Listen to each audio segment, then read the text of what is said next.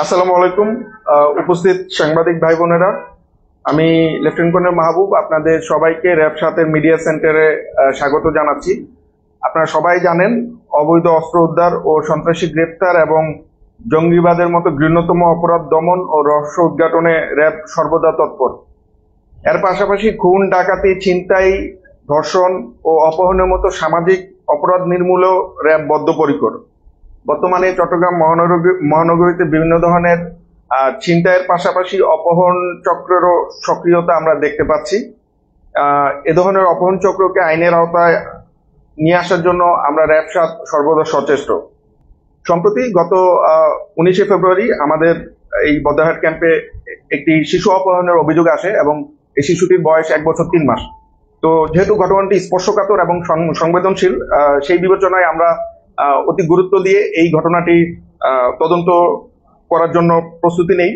এবং ঘটনার সূত্রে আমরা যেটা জানতে পারি যে গত 17ই ফেব্রুয়ারি ভুক্তভোগী ফাতেমা আক্তার তার 5 বছরের কন্যা সন্তান এবং 1 বছর 3 মাস বয়সী পুত্র সন্তানকে নিয়ে চট্টগ্রাম রেল স্টেশনে নেত্রকোনা যাওয়ার উদ্দেশ্যে গমন করে এবং সেখানে যাওয়ার পর তার জনৈক দুলাল নামক ব্যক্তির সাথে পরিচয় হয়, যিনি তাকে বিভিন্ন প্রলোভন দেখিয়ে এটা নিশ্চিত করেন যে আজকে এবং কালকে নেত্রকোনার কোনো ট্রেন নেই এবং এই ট্রেন না থাকার কারণে সে যেন তার সাথে থাকে এবং যখনই ট্রেন আসবে সে ট্রেনে তাদেরকে তুলে দিবে।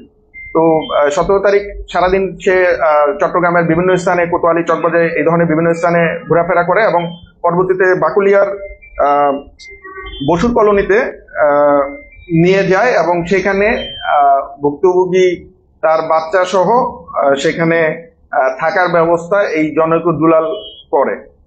19 তারিখ অর্থাৎ 2 দিন পরে 19 তারিখ সকালবেলা নাস্তার পরে যখন ভুক্তভোগী ফাতেমা বাথরুমে যায়, তখন এই দুলাল এই 1 বছর 3 মাস বয়সী বাচ্চাটাকে চুরি করে সেখান থেকে পালিয়ে যায়। তো এই কমপ্লেনটা যখন আমাদের কাছে আসে তখন আমরা এটা নিশ্চিত হওয়ার জন্য সেই বিল্ডিং এর আশেপাশে সিসিটিভি ফুটেজটাকে পর্যবেক্ষণ করি এবং সেখানে আমরা দেখতে পাই যে এই বাচ্চাটিকে চুরি করে দুলাল পালাচ্ছে। পরবর্তীতে এই ঘটনাকে কেন্দ্র করে ভুক্তভোগীর স্বামী বাদী হয়ে চট্টগ্রাম বাকুলিয়া থানায় গত 24শে ফেব্রুয়ারি একটি মামলা দায়ের করেন। যেহেতু আমরা প্রাথমিকভাবে সিসিটিভি ফুটেজে এই ঘটনার সত্যতা পাই, তাই আমাদের গোয়েন্দা কার্যক্রম অব্যাহত থাকে এবং তথ্য প্রযুক্তির মাধ্যমে নজরদারির এক পর্যায়ে আমরা এজাহারনামীয় আসামি দুলালের লোকেশন কিশোরগঞ্জের সদর থানায় লোকেট করতে পারি এবং পরবর্তীতে আমাদের ঢাকা থেকে র্যাব সদর দপ্তরের গোয়েন্দা শাখা, র্যাব 14 এবং র্যাব 7-এর আভিযানিক দল দুলালকে গতকাল বিকাল 4:30টার দিকে কিশোরগঞ্জ হতে গ্রেফতার করে এবং তাকে গ্রেফতারের পরে আমরা জিজ্ঞাসাবাদে জানতে পারি যে সে এই বাচ্চাটিকে জনৈক প্রবাসী একজনের নিকট 1 লক্ষ টাকার বিনিময়ে বিক্রি করে দেয়, যার অবস্থান ব্রাহ্মণবাড়িয়াতে। পরবর্তীতে আমরা তাকে নিয়ে রাত আনুমানিক 3টার দিকে ব্রাহ্মণবাড়িয়ায় অভিযান অব্যাহত রাখি এবং সেখানে আমরা অপহৃত যে বাচ্চা রাব্বি তাকে সহ যিনি ক্রয় করেছিলেন মোর্শেদ, তাকে আমরা গ্রেফতার করতে সক্ষম হই। এখানে আমরা সিডিএমএস পর্যালোচনা করে মোহাম্মদ দুলাল, যে আমাদের মেইন আসামি বা মেইন অভিযুক্ত, তার ব্যাপারে ভৈরব থানায় একটি চুরির মামলা পাই। এছাড়াও গত মাসে তার দেয়া ভাষ্য মতে গত মাসের 23 তারিখের দিকে সে এবং তার ওয়াইফ মিলে সারামণি নামে আরেকটি বাচ্চাকে অপহরণ করে বিক্রি করে দেয় এবং এই সংক্রান্ত একটি মামলা হওয়ার পরে পুলিশ গত 2-3 দিন আগে তার ওয়াইফকে এই মামলায় গ্রেফতার করে।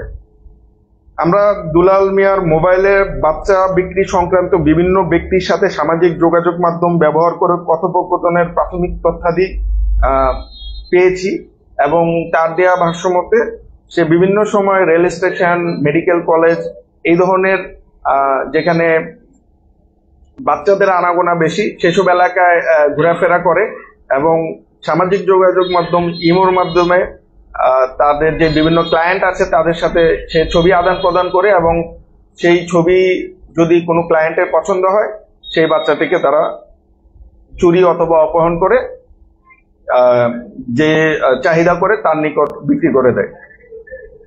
আহ, আপাত দৃষ্টিতে আসামি এবং তার পরিবার এক ভয়ঙ্কর সক্রিয় অপহরণ চক্রের বলে প্রতীয়মান হয়। এই চক্রের অন্যান্য সদস্যদেরকেও আমরা দ্রুত ধরার চেষ্টা চালিয়ে যাচ্ছি। আমাদের অপর আসামি মুর্শেদ মিয়াকে জিজ্ঞাসাবাদে আমরা যেটা জানতে পারি যে তিনি 17 বছর সৌদি প্রবাসী হিসাবে ছিলেন।